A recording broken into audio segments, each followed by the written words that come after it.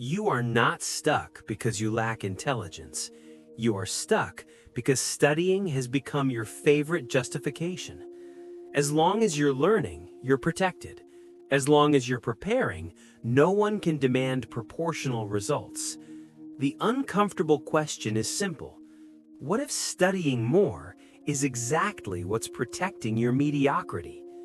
Pause, because that possibility attacks something you consider a virtue. There's a quiet structure organizing a lot of adult lives. If you're not where you want to be yet, it's because you haven't studied enough. It doesn't matter the field: career, business, income, promotions, freelancing, career transitions. The explanation always sounds the same. You need another certification, another specialization, another technical skill, another advanced framework, more preparation. The core belief is seductive because it feels rational. Accumulated knowledge guarantees eventual progress. If you keep learning, at some point the curve turns. At some point, income rises. At some point, recognition arrives. At some point, you stop being average. This idea isn't treated like a hypothesis. It's treated like a moral truth. And that's what makes it dangerous, because no one questions what appears virtuous. The logic seems airtight. Markets are competitive. The person who knows more should have an advantage.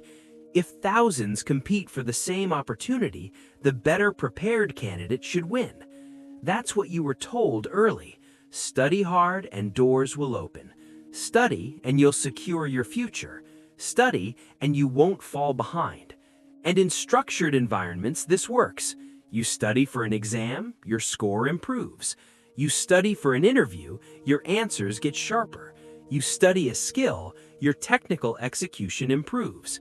There is a visible relationship between preparation and short-term performance. But the real world is not an exam. It doesn't grade knowledge in isolation. It doesn't reward theoretical mastery by default. It rewards delivered value. And knowing more is not the same as delivering more. Still, studying feels productive because it is measurable. You can count hours. You can display credentials. You can update your resume. You can list certifications. It produces visible evidence.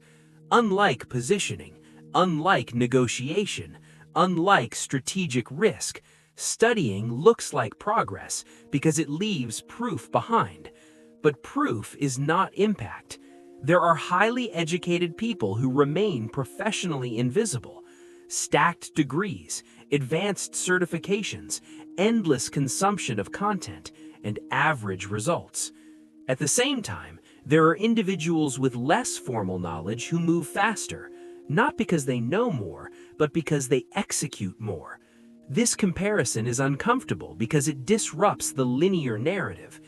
If knowledge guaranteed proportional advancement, this wouldn't happen, but it does, constantly.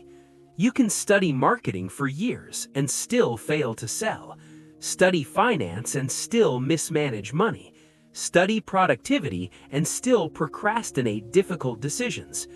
Information does not transform behavior automatically.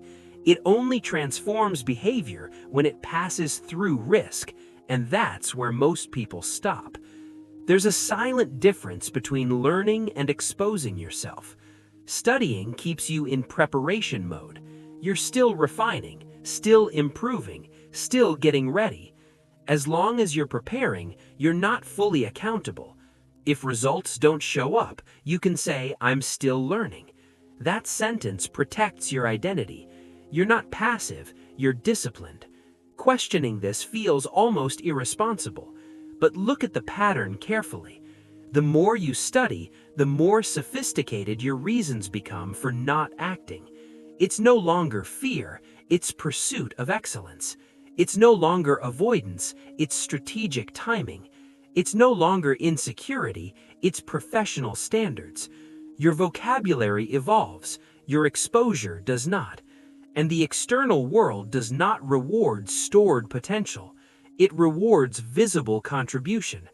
contribution that risks rejection, contribution that can fail publicly, contribution that forces positioning. Your mind resists this idea because it threatens your self-image. I'm disciplined.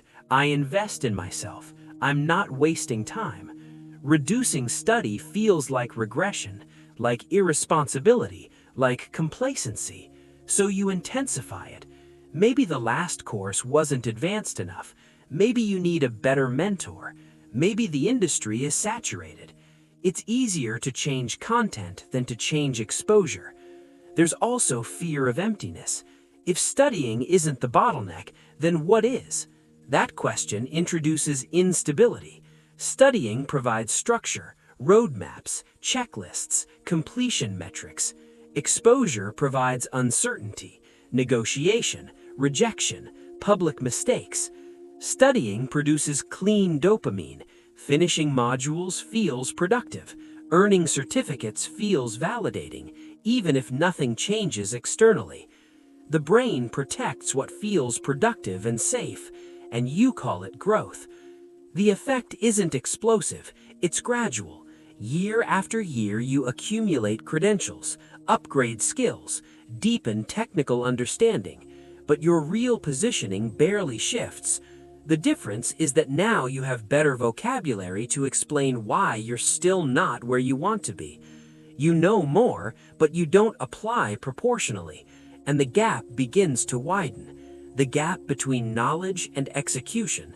That gap generates quiet tension, not dramatic failure, underperformance relative to accumulated potential. You're not completely stagnant, but you're not where your preparation suggests you should be. And the longer learning remains your primary strategy, the harder it becomes to admit that knowledge may not be the bottleneck. Because admitting that forces a different confrontation, your decision patterns, and confronting patterns is less comfortable than enrolling in another program. Time does not pause while you prepare. It continues, indifferently. Every year spent in perpetual preparation is a year not spent building visible positioning. Every certification that doesn't convert into exposure compounds future frustration. Because you know that you know, and knowing that you know while results remain average corrodes quietly. Ignorance is simpler. Self-deception requires maintenance. You must keep explaining why it's not time yet. Keep justifying why one more layer of preparation is necessary. Keep believing that the next framework will be the turning point. Meanwhile, others with less preparation are learning publicly, failing publicly, adjusting publicly, and accumulating something no course provides: market presence. Maybe the issue was never lack of courses. Maybe studying more became the most socially acceptable way to postpone confrontation, to avoid judgment, to preserve the narrative that you're doing everything right. As long as you're learning, no one can demand proportional output. The question is not whether studying matters. The question is whether in your specific case, studying became a shelter, a justification, an identity. You can continue accumulating knowledge. It will always be defensible, but quietly, your mediocrity may remain exactly where it is, and so might you.